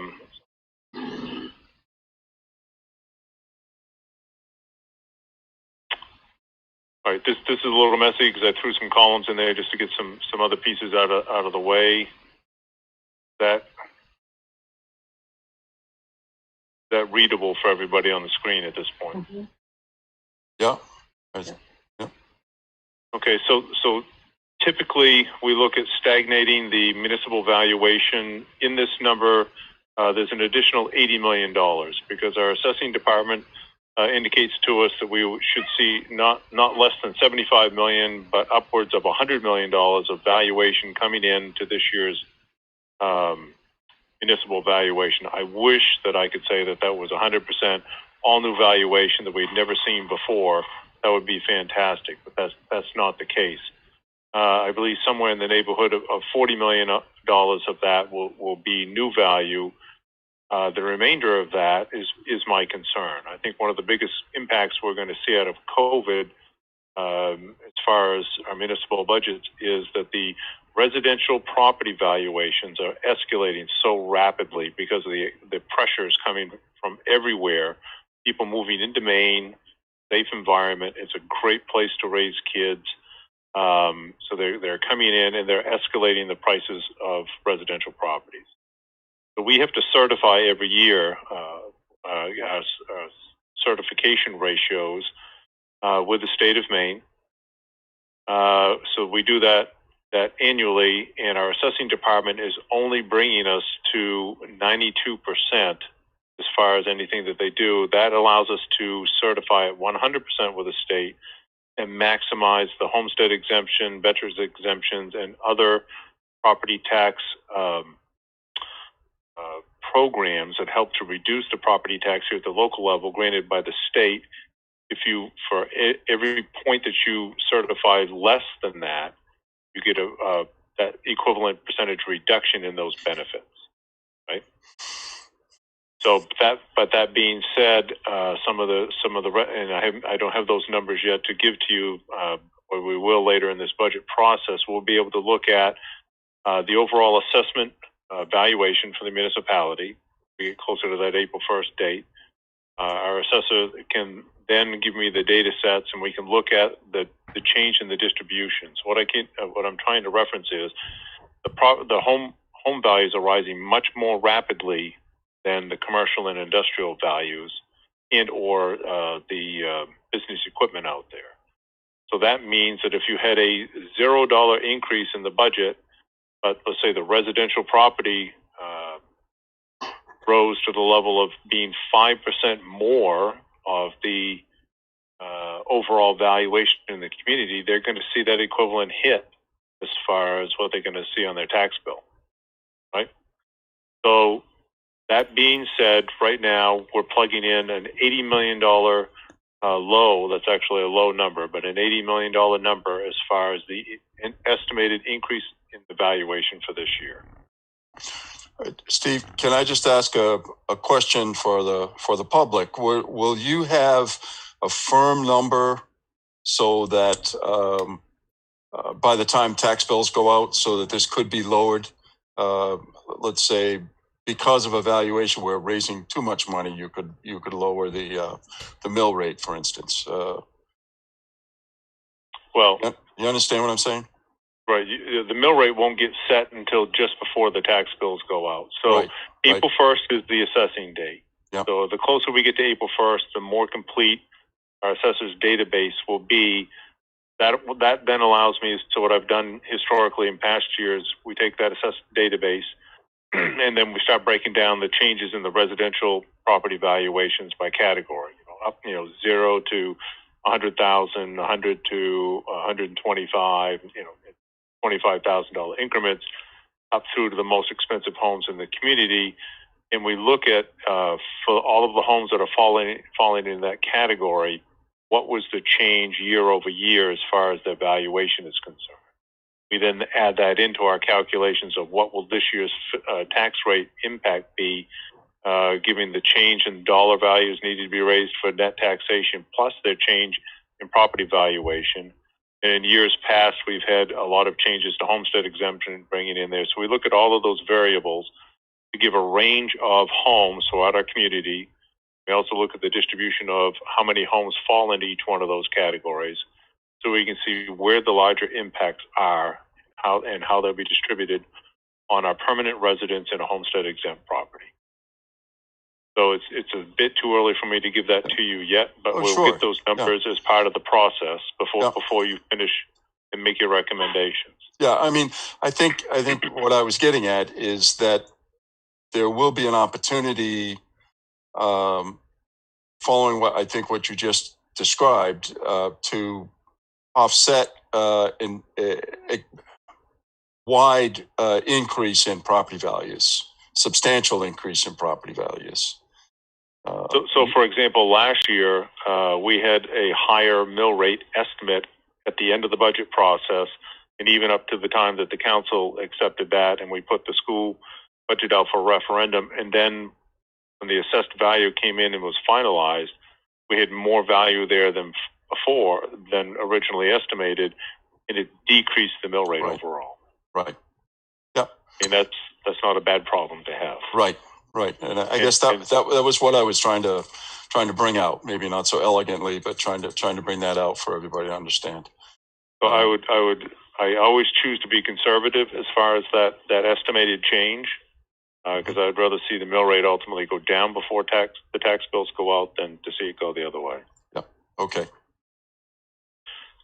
So the next area we've plugged in the assessed the county tax. As I've said before, that typically goes up by about 3% per year, but because of our maximization of utilization of tax increment financing, usually all but negate that to about a few $1,000s differential. So we've left it the same for right now. The municipal budget as was presented the last meeting is plugged in here in this column. So a 3.64% increase in the expense. No change in outside agencies. Debt service is up by 56%. Again, that's your road bases and other elements that were put in there for this year. So an increase of 5.79% for the overall municipal expense. School, we have the numbers as the school department presented here this evening. A 2.31% increase in education, a 2.57% decrease in debt service, 2.36% increase in adult ed, or a 1.3% overall as far as the school appropriation is concerned. Down here under the capital reserve, the CIP program, municipality is currently calling out for just under $4 million, $3.9 million, a 20% increase. We've gone over that. Schools numbers are plugged in here as well at 3.71, or an 18.55% increase in the capital reserve program overall. When you bring all of those numbers down for the net appropriation for the expense side, both municipal, school, and county tax, you see an increase of 3.43%.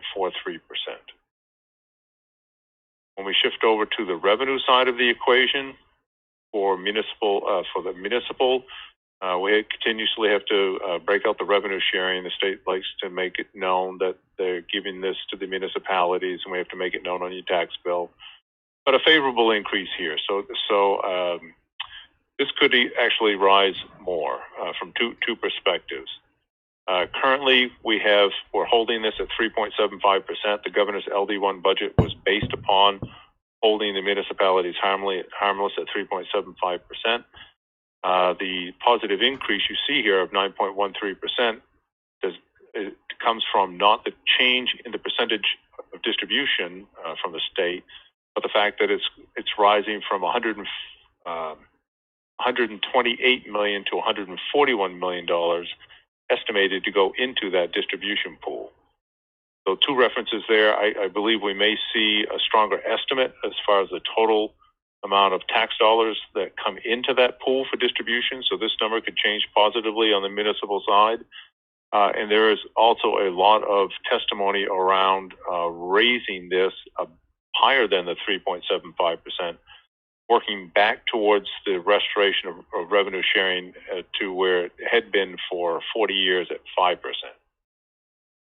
I know our mayor was giving testimony on that this week, and she probably can speak to us more on that as far as her impressions are.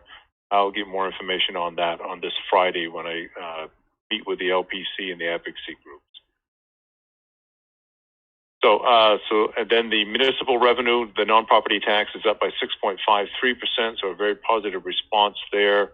One thing that has not happened during COVID is we've seen no decrease as far as construction activity and such under that. So permitting and the like continues to be strong. So overall, there's just over a 7% increase in municipal non-property tax revenue.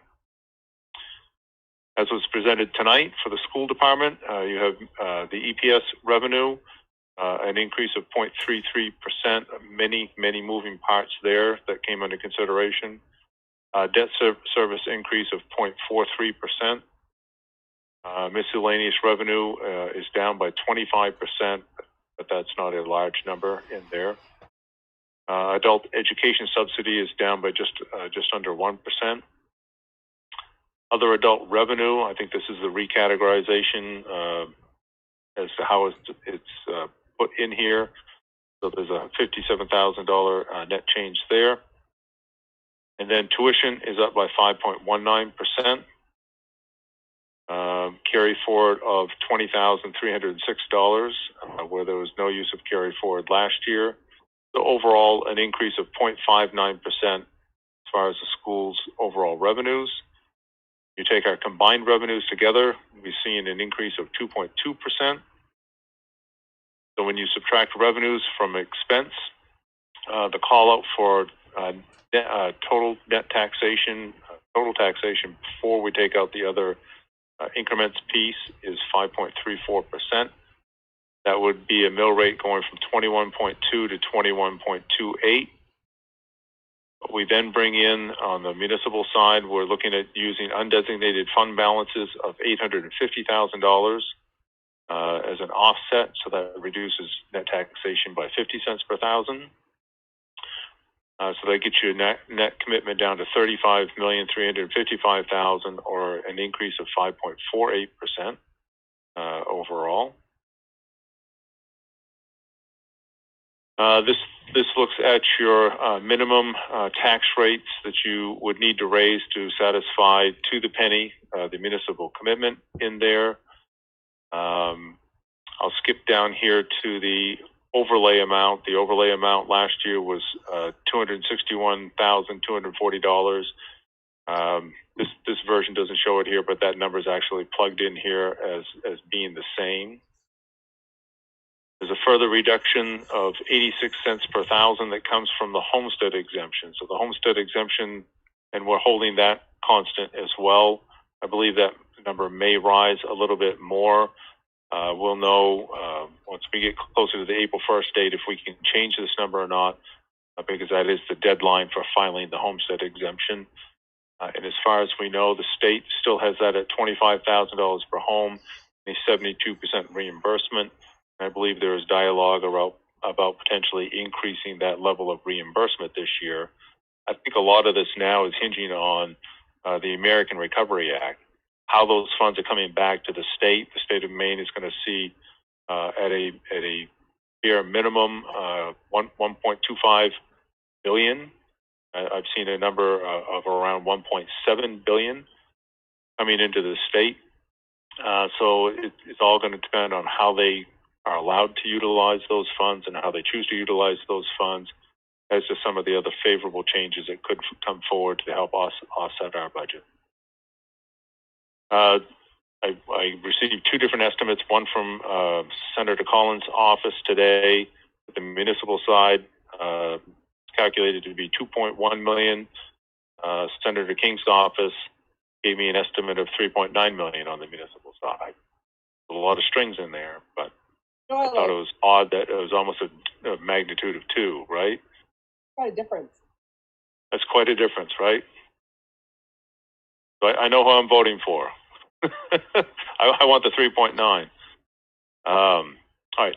The other deductions that you see here is the Betty program. That's the Business Equipment Tax Exemption Program. Last year, we took in $601,575 on that. This is the manufacturing equipment that qualifies under the Betty program, for which we file that assessed value with the state of Maine. The business does not pay that any tax on that personal equipment, that manufacturing equipment, and then the municipality is reimbursed at 50% of the taxable revenue on that. Pursuant to the state's constitution, when the state puts forward an unfunded mandate, they are legally reimburse us not less than 50%. So that's the choice that they've made. So they put in a program they believe attracts businesses and keeps businesses here, and then they erode the municipal tax base and pay us 50 cents on the dollar. The other amount that we see in here is tax increment financing. That's plugged in at $900,944. And we have every penny of that dedicated towards municipal offsets this year. You've seen that throughout a number of areas within the city's budget. And I believe I'm going to be able to bring you a stronger and revised number of this. The assessing department's working on 3 of the major tax increment financing districts that I believe are going to throw off more revenue than what we currently are able to project. I'll be able to give you a revised number on that. All of these elements taken into account, last year our municipal mill rate was set at $20.16 per thousand. This year, with all of these estimates and numbers as we have plugged in, it would go to $20.27, a net change of 11 cents per $1,000 of valuation. Okay.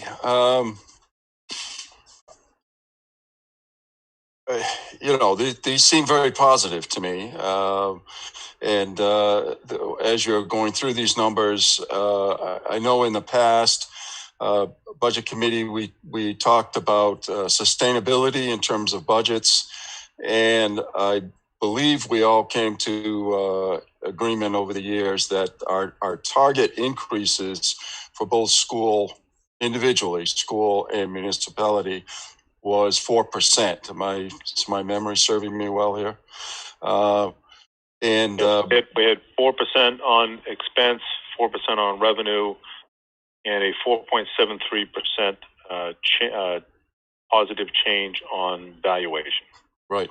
And that was our goal. And I just want to point out that to everyone that both the school side and the municipal side has come in substantially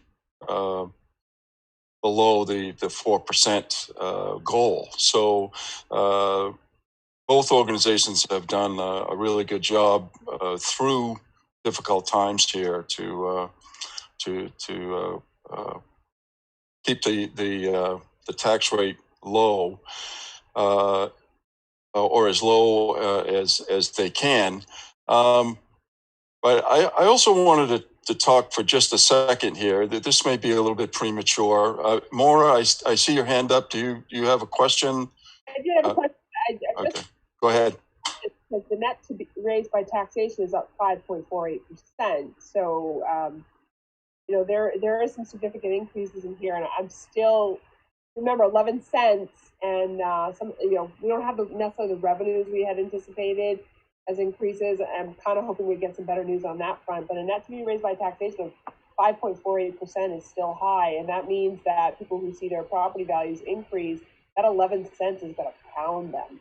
It can be a small increase, but with a significant increase in your housing value, it's going to be some high increases. I'm kind of hoping that Mr. Green can give us some examples of where we're going to see some increases and how significant they might be in certain housing target areas that he's evaluating, so we know what the potential hits are going to be for those particular markets. Because I don't want to be shocked by valuation changes when the tax bill comes out. 5.48% is significant for net taxation. In previous years, Steve, you've done you've had a slide with a line graph on it. You don't have to go dig it up now. I'm just wondering if maybe that's something we could look at next Thursday night, revise it, and it showed us the recent tax rate, and then this one that's projected. So just maybe you could put that on your list for next Thursday. Yes, we have. Ronnie has built out all of that historical data, so we have the year-over-year changes on expenses, revenues, the mill rate, all of those elements. We can take a look at. Okay. Yeah. Anne, you have your hand up? Thank you. And Steve, I know you hate when I do this, but just to get first let me back up. I'm really excited to hear that of the 80 million potential valuation, that half of it might be new. I mean, that's actually a lot stronger than I had been anticipating. So I've been playing with numbers with 80 million being just addition to, or 70 million being addition to existing property values, which was causing me a little bit more stress. So again, that seems like a good number if that's actually where it lands. But that being said, if I plug into your formulas, Steve, 40 million so meaning if I keep my valuation stable at the 16, at the prior year valuation, and I just add 40 million to that, so just for the increase in value to potentially existing properties, I'm coming up with an effective mill rate of $20.77. Is that thinking at all, am I at all in the game or in the ballpark of trying to understand the actual impact to a single family home? Is that making sense at all? I'm just curious if it's in the ballpark of my thinking. Yeah, I know what you're trying to do, and I try to do that in my head as well, until I really get the entire assessed database, because it can be elements that there's not a significant deterioration in value on certain commercial or other properties that will be a positive aspect. I have to look at the whole taxable base, the impacts of that. We do know that the residential values are escalating far faster than any category out there. That's the shift, right? That's what's causing the shift, and that's my reference to the COVID impacts. So, I always use the term "little Miss Mary" that's living on a fixed income, right, of Social Security or whatever that is. Her assessed value in the home that she's stayed in place and aged in place in for all of these years just keeps going up without her ability to change that, because of the pressures that's coming to us from out of state. Really, they're flooding in here in droves and paying significant dollars over asking price. And it's those market sales that drive the values that we have to assess against as far as certifying with the state. And it's a good problem to have, right? I mean, it's really exciting on one hand that our property values are going up, and so that's exciting. But so it's conceivable that we're looking at, I mean, that I'm not crazy, it's somewhere, and obviously it's a range, but it could be a 50 to 60 cent adjustment to the mill rate for a property owner like myself, just in a change in valuation with the current net to taxation. There's a possibility that's what we're looking at in real numbers. Because I think that's what we keep wanting to look at, right? Especially at the city council level, is not just the mill rate. And we have these conversations with our community members and our neighbors all the time. We talk about, oh man, Sanford's mill rate is so high. But then when you compare our values to a property in Wells, I might have the same home, but pay less in property taxes, even though my mill rate is higher. So it's that like circular conversation, right? But so what we're trying to figure out is what is actually, and I think Maura said it, like, let's look at a property or pull up my house, and what was it? What did I pay last year? What will I pay this year? And let's actually look at it. Because I think that's the piece that's really important for all of us, along with balancing out the needs of the city and infrastructure and what we need to do to, continue the path where we've established. I actually think that's a great way to go about it, Steve. If you took like all the people on the budget committee here and maybe the city councilors and some school committee members, just kind of not telling where anybody is, and say, okay, because I think we live in a variety of homes here, some newer, some older. It would be nice to see what George is thinking in that category for valuation changes. Bob's has an older home, it's classic, whereas like Wes has a newer one. So it'd be nice to kind of see what's happening, what's going to happen with those particular properties based on what he's seen for sales. So we can get a good idea that we don't need to say whose name it is, but we can get an idea of what's happening for taxes. That way, George I understand that George doesn't like to give the numbers early, and I am sympathetic to that. But I'm sure we can sneakily ask him to do a couple of analyses with specific properties in mind. Yeah, and then this has been a continuous issue for the budget committee. The evaluation has always seemed to be such a wild card. So I think everybody's right here. As best as we can, get a grip on that. I think that information would be very helpful to us making some final decisions here. So if that's something, Steve, we could get on the agenda for next week, in addition to everything else. I think that would be helpful. Well, I'll talk with my assessing department. I'm not sure if I can get the distribution elements that I need yet, Okay. but I'll see where they're at as far as the assessment is concerned. So. Okay. Yeah. Again, it typically takes me about a day once he gives me that database to, I gotta drill down several thousands of properties, drill it down, filter it out, and then categorize it by distribution and yeah. Okay. So I just gotta get the base from George. I haven't got that yet. Yeah. Whatever you need. If it's the next week, it's the next week. I'm anticipating that our debate is going to continue next week and come to a conclusion the following Thursday. So I'm kind of skipping ahead to next agenda, but to the budget committee members, again, my thinking is that, of course, we come listening to all the information that's going to be presented next week, and then we begin to, and everybody's going to be different on this. I'm not setting any targets or anything like that, but we begin to think about changes individually we'd like to suggest, increasing the budget, reducing the budget, because it can go both ways. And if there's a general reduction overall to reduce the mill rate, then we want to get that on the table for the final meeting. In other words, and I'm being very hypothetical here, let's just say we wanted to see a 2% reduction across the board. Just very hypothetical, okay? Then that will give the city manager and the superintendent a week to go back and prepare that reduction in their budgets, and then come back to us at the final meeting, and we'll be able to work through that. And assuming then, as the city manager said, any additional revenues that would fit into the to the picture, so we can get a fairly firm idea of where we're headed here.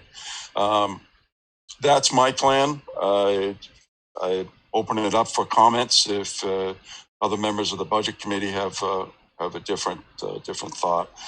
I also think it's good. This is my opinion. It's good to go back to the administrators, city and school, and say we would like to see a percentage or a dollar amount reduced.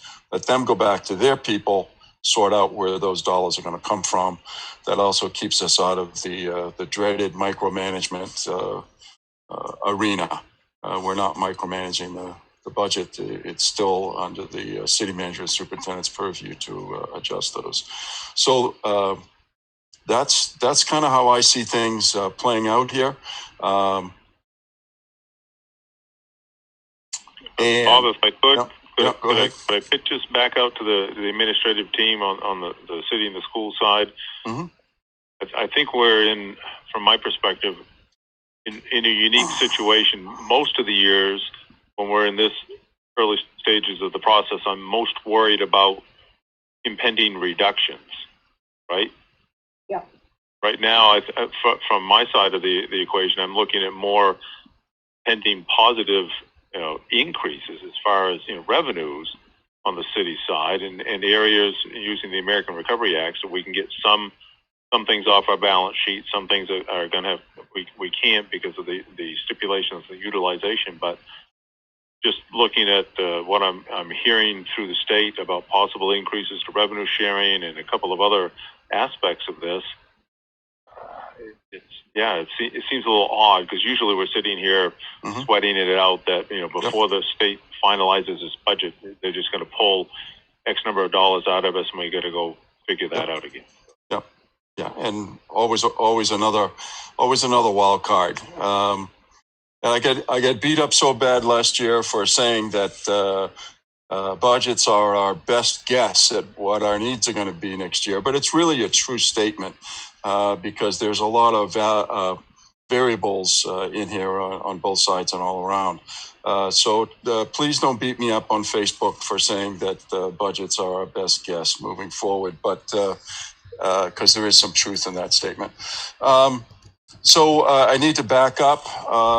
It doesn't seem to me that under item 10, there's any action for us to take this evening.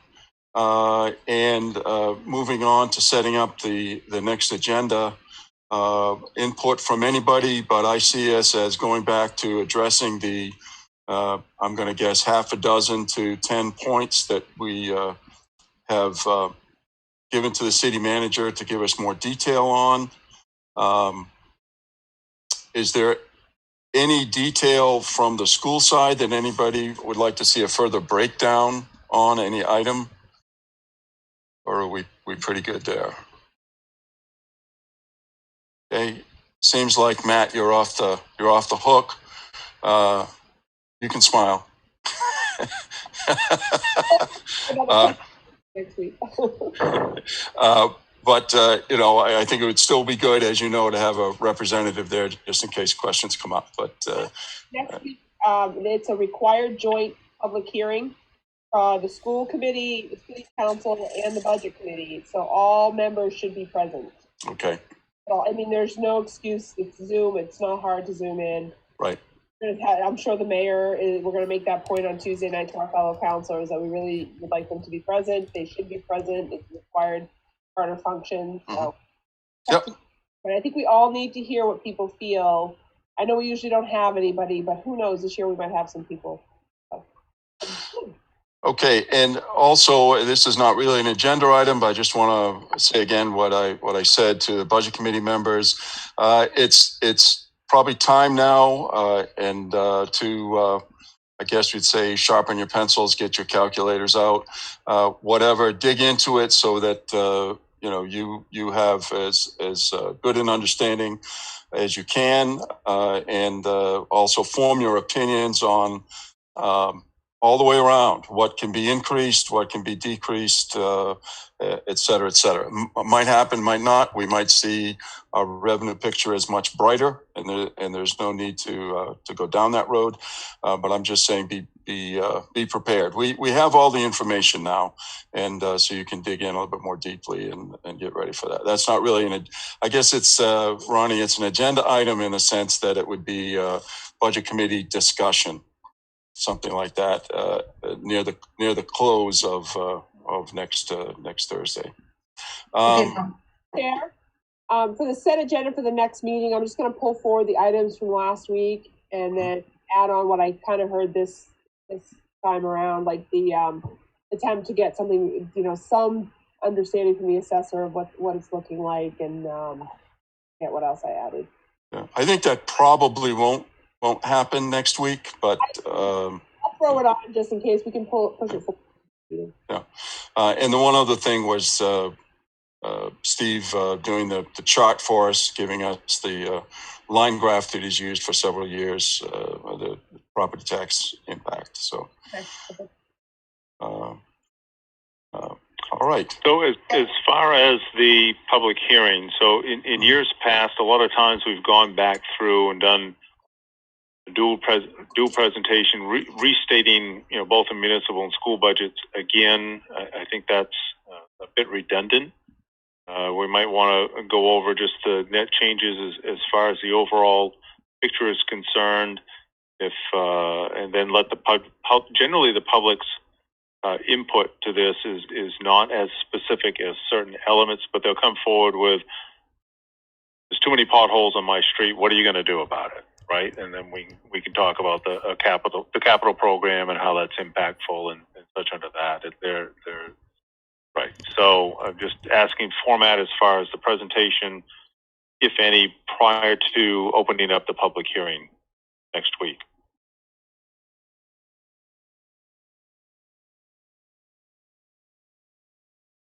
My thought would be, Steve, I think some simple way of going through the chart you just showed us, and a few other general open, how is this looking for taxes, and what we had talked about as we were talking about the bonds. I don't think we need to go into the detail of the school or the city in great detail, but I would be ready to answer questions on detail, because in all honesty, if everybody's been watching, if they're going to go to the public hearing because they've been watching, they've heard the superintendent, they've heard you. We shouldn't be in the weeds on your presentation. I think it should be a little bigger. And I don't know if my fellow budget committee members agree with that. Mr. Chair, may I comment? Go ahead. So yeah, I agree, Maura and Steve. I really like the last the spreadsheet presentation too, that just summarizes it in fairly straightforward numbers side by side. So I do think that's a great tool. And then I just want to make sure that my request from the school department didn't get lost in my comments, and I do want to get a projected ending fund balance for this fiscal year as one question. So school department's not totally off the hook. That's one thing I was looking for. Oh yeah, what was that, Ann? I'm looking for as best as we can currently, do based on whatever financial statements are done, the projected ending fund balance for this fiscal year. I believe it was discussed at a workshop session, and it was fairly significant. And I recognize that it's still a projection because we're only 70% through the year. But I think that's an important figure to have in front of us. Yeah, and when Superintendent Nelson was talking about the fact that, I agree, Ann, I do. We've got to look at that number. We've got to work with the best estimate we can. I did feel for the schools as someone who worked in education, and something I used to hate, which was the proverbial budget freeze. And we've had a lot of budget freezes over my last 20 years that I was in education. I've been out for 5 years now. And it seemed like every year come down the pipe, it's October, freeze the budget. It's September, freeze the budget. And it sounds like Superintendent Nelson had to freeze the budget like as soon as it like July 1, as soon as it gets started. This was probably a good year, in my opinion, to freeze the budget in a sense because of the precarious nature of how education was delivered. I could be wrong on that, but it's never easy to do that. So I just want to fire that warning shot that, yes, we need to look at this, but as best we can, if the intent is to use some of this carryover to reduce the budget, that we're comfortable that it's not going to impact education, be a oops, we're 150,000 off. We've got to make that up somehow. So I just want to put that out there. All right. I don't know whether you had a follow-up or not, Ann. I was going to just joke that as a PTA mom, when that budget freeze happens, I start having to raise money for every field trip. So I agree. I don't want a budget freeze either. But right. I felt like that was a little bit. Anyway, no, yeah. I hear what you're saying, Bob, yeah. And I don't disagree. Yeah. But I think we just need to do the due diligence of looking at it, being that our current fund balance is just under $1 million from the previous fiscal year, which is, yeah. So I just think we need to look at it. Yeah, and I do think I brought that up last year. I think I did ask the question. I think it was 600,000 or something like that. And I asked, well, what happens because it was projected? I asked, well, what happens if it isn't there? And the answer was, we have to make it up somehow. And anyways, it's something that I'm sensitive to. Anything else for the agenda for next week? Okay, and Ronnie, as we did last week, certainly give me a call or shoot me an email or whatever.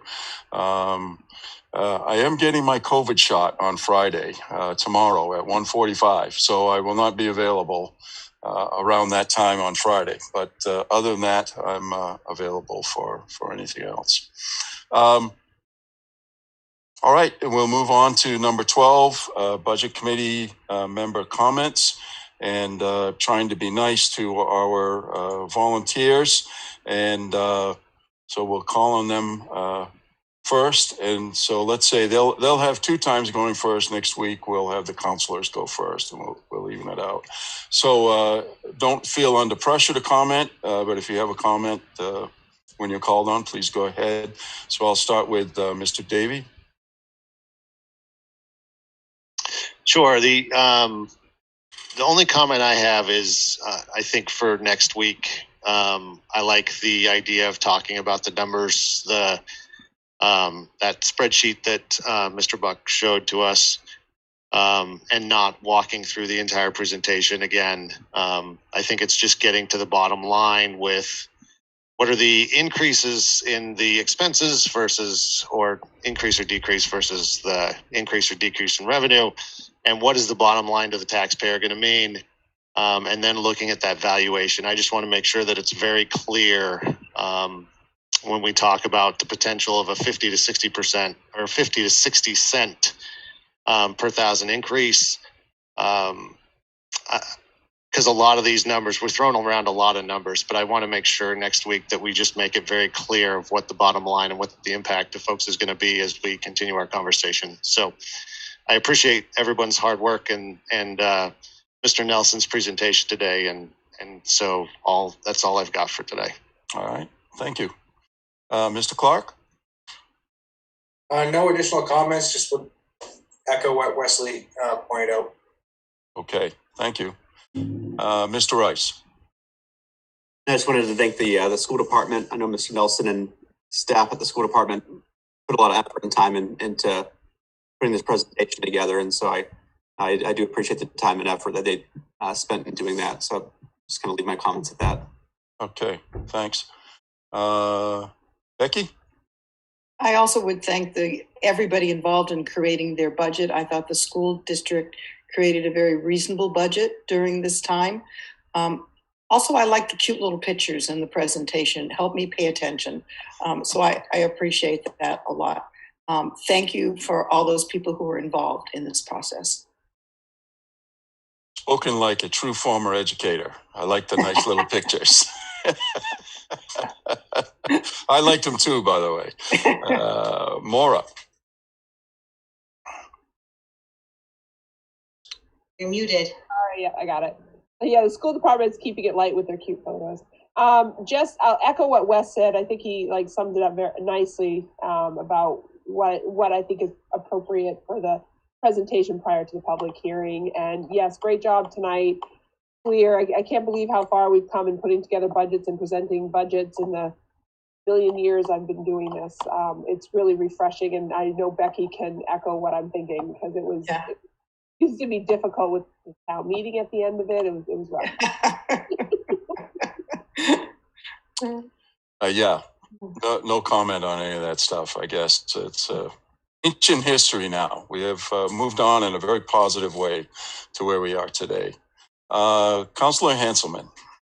Thank you. No, I would just like to say I really appreciate my fellow budget committee members' questions and input. It's been a real pleasure, even just in this second meeting we're at here. But thank you for your time and input. Bob, my calculator is always on my desk and my pencil is always sharp, so I'm ready anytime, just so you know. And then I guess I would just ask, both from the city side and the school department side, to help us get the word out about the public hearing. Whatever we can do in terms of making sure people in our community are aware that that's happening next week, and get as much public participation as we can. But my angst is always when next 6 months from now, everybody's in shock about what our budget looks like. And I don't know how personally to fix that, but if we can try our best to get it out, I sure appreciate it, and I'll do the same. And if all of us budget committee members, as part of our work here, can just share with our friends and family members to please log in next week and be part of the process. Thank you. All right, my comments are quick. I'm going to say what I said last week. We all learn from each other's questions. So please continue to formulate your questions and ask them and get the answers, because, again, we all learn from those answers. And also, to piggyback on a different comment, the discussions that we're having here are great. Please continue to feel free to comment, ask questions, discuss. We want this to be as open a process as possible, and I think we're doing that, and it's a tribute to this committee that we're following along those lines. I believe, with my final comment there, we're all set. Is there anything else we need to discuss this evening?